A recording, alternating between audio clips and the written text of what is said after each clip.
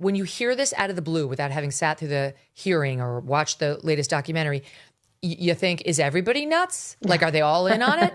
Is it like me? But I've heard you talk about this so many times, matter of factly on Joe Rogan and in the halls of Congress. I believe you, and I believe you believe it. And having watched this documentary, now I believe it too.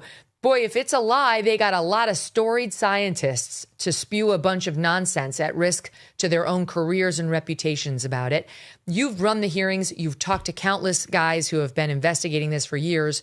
What's your conclusion? Look, we, especially from a national security perspective, want to know why it is that if these things or if whatever this is real, why is it, first of all, that members of Congress who serve as the oversight authority for the civilian arm, really the American people, are being denied access to the videos and photos of what we displayed in that hearing. Megyn, Representative Burleson had that video dead dropped to him. It was scrubbed with any data that could point to who gave the information to him. But that is a confirmed real video. And as you were seeing, that is a type of footage that, unless it is basically leaked to us, we're being denied access to, specifically out of the Department of War. Now, this goes way back to last Congress, actually, when myself, Representative Gates, and Representative Burchett had actually done a field hearing following up on two whistleblowers, or a few whistleblowers that had come forward to Representative Gates' office that were pilots at Eglin Air Force Base, alleging that the U.S. government was covering this up. Of course, when you hear something like that, you're like, all right, you've seen this in sci-fi films or heard rumors about this, but never have dealt with it directly. And then basically, in a nutshell, Representative Gates, Burchett, and I went out to Eglin. And of course, they tried to cancel the meeting. We got the meeting back on. And then once we were there, we were actually denied access. We got into a massive fight with the base commander. We went in and out of the skiff.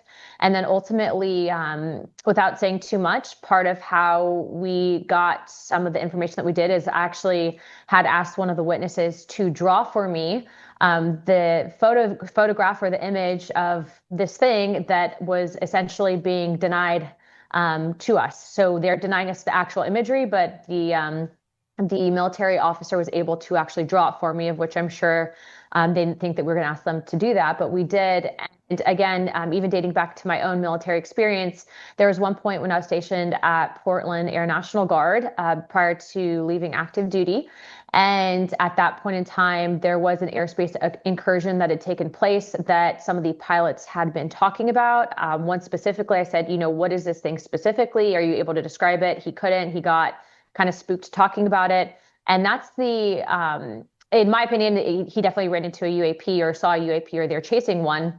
But that is not the first time that we've had pilots in fear of losing their flight status for coming forward with this information. So I kind of started as a skeptic, but after leading into the investigations, after seeing some of the footage like you saw in that hearing, after talking to a number of people, not people that are driving Winnebagos wearing tinfoil, but legitimate, credible people, it definitely seems real. Mm-hmm. I see Air Force pilots you're talking about over and over encountering these things that come out of nowhere that can do things no aircraft could. I believe them. They have absolutely no reason to lie about it. And they have every reason to not lie, to not say that they saw that when they did. So you can see their reluctance in even talking about it. They don't want to be seen as a kook, but they saw what they saw. In the documentary, The Age of Disclosure, they do have former, it's called ATIP, and it's a group that's been investigating all of this for some time, officials talking about a breakthrough theory and how they think these UAPs operate, and it would explain some of the experiences people have had with them. Take a listen here to SOP 46. This one breakthrough can be the key to interstellar travel, where you want to travel long distances without taking enormous amounts of subjective time. We'd also have low observability because the bubble acts as a barrier between two space-time environments. This would eliminate or conceal most of the known signatures of conventional technologies. This is why radar would have difficulty tracking a craft, because the signal from the radar would be distorted by the energy field around the craft. The radar signatures literally just move around the bubble and doesn't reflect back to the radar emitter. So it's not surprising when someone takes a photo of a UAP, they find they get a fuzzy and distorted picture because they're actually taking a photo through a space-time barrier. Do you know any of these guys, Representative? Because these quantum physicists that were all throughout this movie were very impressive, and they've been seriously and soberly trying to study this for some time. Yeah, I believe I actually had gone into the skiff with one of them. And there are a number of other people who I think would back up these theories on it. Not to mention, when you're talking about a barrier or maybe something surrounding these things, there have been instances and reports from firsthand witnesses that these things do have a bubble, if you will call it that. But what's even kind of crazier to see, Megyn, is that, if this wasn't real, then why would the US government or elements within the US government be working so hard to make it difficult for us to say, okay, is this real? Is this not real? Can we see the evidence? The fact is that the pushback that we've received has been so incredibly obvious at this point that it just kind of furthers our own opinions on there are people that are controlling this information. And there does seem to be, even outside of the purview of, I think, sometimes our own secretaries who have the best intentions on declassifying this stuff, there is this internal intelligence battle on this topic.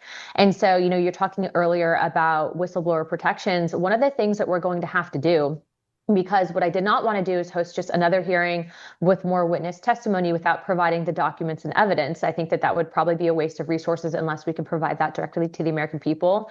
And we have received a list, I think it's over about 40 different documents to actually be able to get that information to provide it, but also to bring forward legislation out of oversight. And actually just left a hearing earlier talking to the chairman about it, to actually bring forward immunity for all of the people, some of them in the film, some personally that we know of, to come talk to with us in a skiff about locations or specifically more information pertaining to this without, being in fear of basically being hit with espionage.